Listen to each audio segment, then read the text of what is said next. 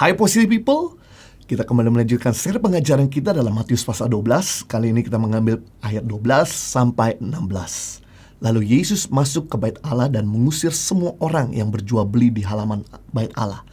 Ia membalikan meja-meja pertukar uang dan bangku-bangku pedagang merpati, dan berkata kepada mereka, ada tertulis, rumahku akan disebut rumah doa, tetapi kamu menjadikan sarang penyamun.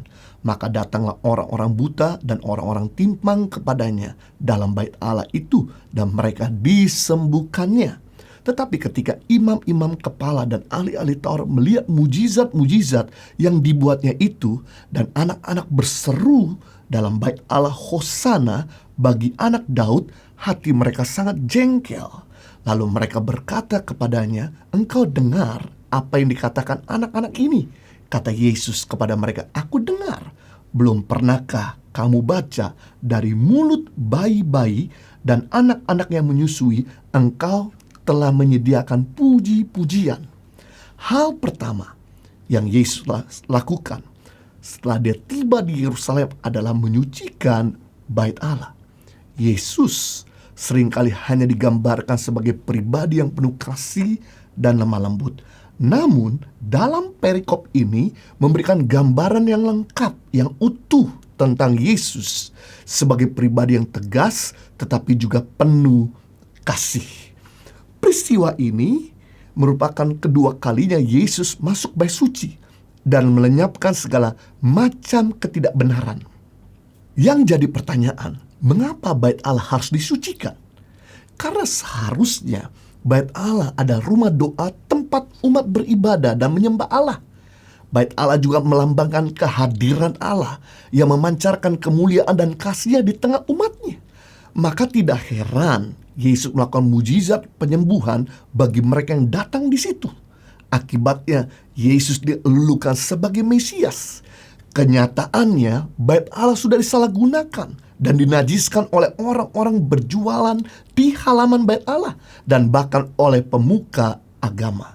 Di situ ada bandar penukar uang dengan kurs yang sangat tinggi, karena setiap orang dari luar Yerusalem yang ingin beribadah ke bait suci harus menukar uangnya dengan mata uang lokal untuk membayar pajak bait suci. Demikian juga para pedagang hewan kurban yang bersekongkol dengan para imam untuk menjual hewan kurban dengan harga yang mencekik. Pada saat yang sama, para imam menolak hewan yang dibawa orang dari luar dengan alasan yang dibuat-buat, seperti ada patah tulang, ada cacat, dan lain sebagainya. Intinya, orang tidak disarankan bawa hewan dari luar dan harus membeli dari pedagang bait Allah yang harganya sudah dinaikkan berlipat kali ganda. Mereka telah mengalihfungsikan halaman bait Allah dari tempat satu-satunya untuk beribadah kepada Allah dengan menjadikan pasar bisnis yang kotor. Tidak heran Yesus marah dan menuduh para pedagang itu telah mengubah bait suci menjadi sarang penyamun. Dari sikap para pemuka agama yang marah mendengar puji-pujian bagi Yesus, kita tahu bahwa mereka merupakan dalang dari pembuat masalah ini, merupakan terlibat dari kejahatan tersebut. Dalam kisah ini memberikan gambaran yang utuh tentang Yesus sebagai pribadi yang tegas dan penuh kasih. Yesus baru tiba di Yerusalem, lalu masuk bait Allah dan mengusir semua orang yang berjual beli di halaman bait Allah, yang membalikan meja-meja petukar uang dan bangku-bangku pedagang merpati, dan berkata kepada mereka, ada tertulis, rumahku akan disebut rumah doa, tapi kamu menjadikan sarang penyamun.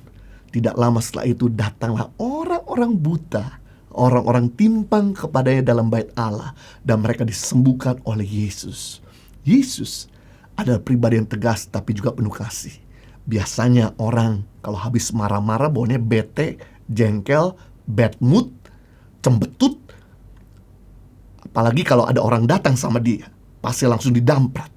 Dan di sini dikatakan bahwa orang-orang yang datang kepada Yesus adalah orang-orang punya masalah sakit penyakit. Tapi Yesus melayani mereka dengan penuh kasih. Sebenarnya Tuhan Yesus adalah Tuhan yang penuh kasih. Karena dalam kasih terdapat kelemah lembutan. Juga di dalam kasih ada ketegasan.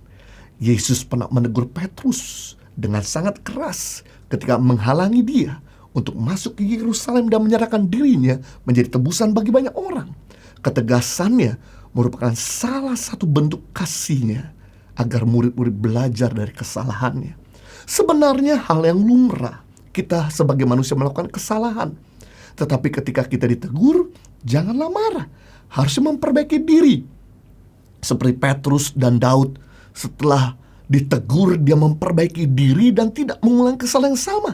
Tidak heran akhirnya Petrus dan Daud dipulihkan dan dipakai Tuhan secara luar biasa. Amsal 13 ayat 24. Siapa tidak menggunakan tongkat, benci pada anaknya. Tetapi siapa mengasihi anaknya, menghajar dia pada waktunya.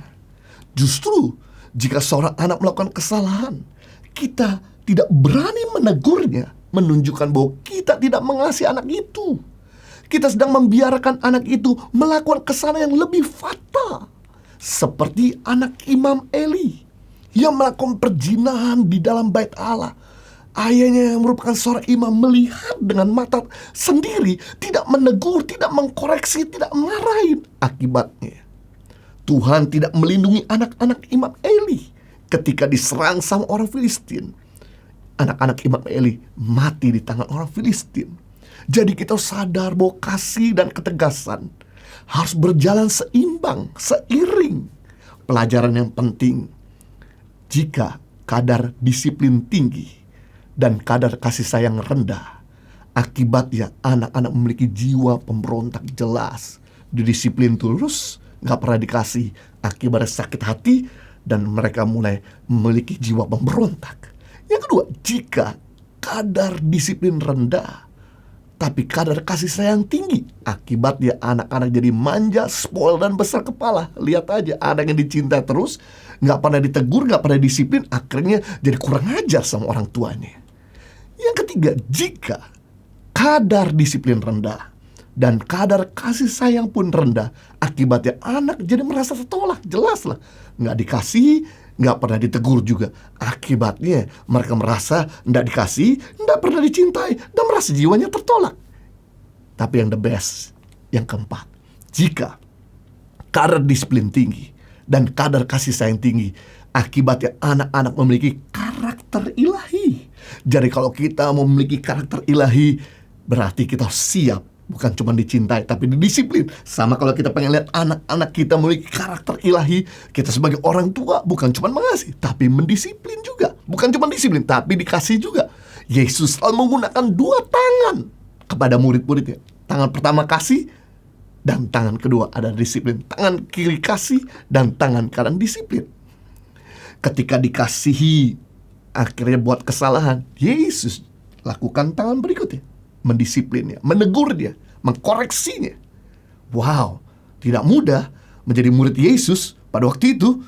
Tapi yang Yesus lakukan ketika habis disiplin, dikoreksi, ditegur, dia balut lagi.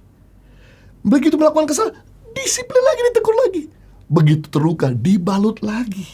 Jadi kasih dan ketegasan berjalan seimbang. Seandainya tidak pernah berubah, udah dikasih di disiplin tidak berubah, dikasih di disiplin tidak berubah.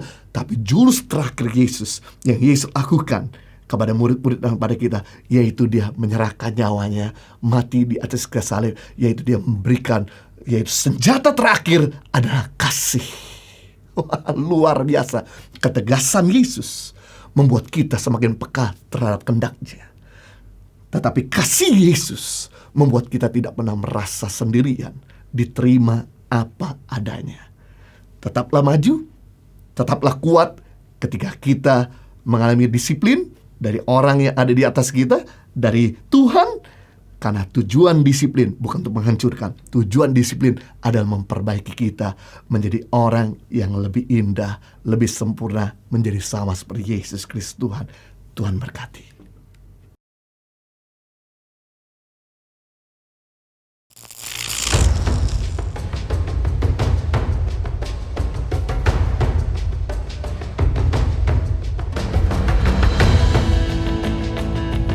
Ono tek tanpa harapannya.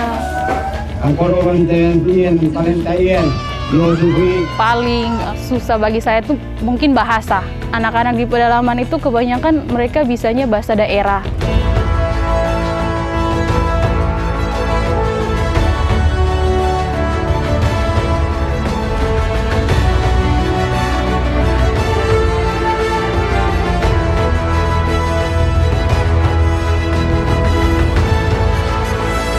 Suka duka, perjuangan guru tangan pengharapan dalam membangun pendidikan di pedalaman Indonesia.